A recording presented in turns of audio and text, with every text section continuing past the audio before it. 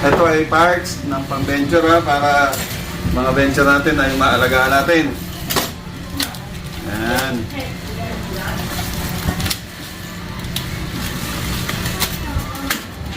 Kita niya. Ayaw bumukas. Buksan to. Sobrang naman hipit. Anong? O, yan.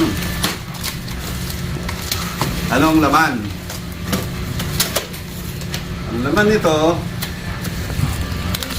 ay ano nga ba to?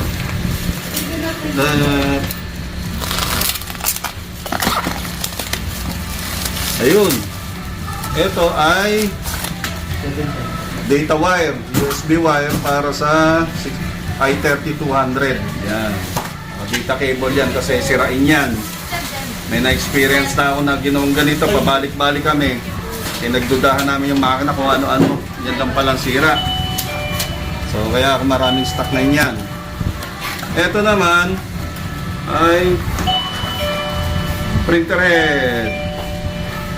Atin, dumating ha. XP600. Tingnan natin kung maganda at bago. Original yan. Yan po ang original. Walang yung reflection ha. Walang fingerprint. Walang gas-gas. Malinis na malinis. At yung logo niya, holochrome. Hologram ano? Hologram. Wala.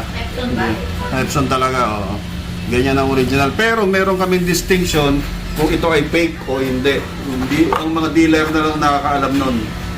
Hindi namin pwedeng sabihin yon kasi maraming gustong magsabi na original yun sa kanila pero refurbished po yun. Yun ang katotohanan yan eh.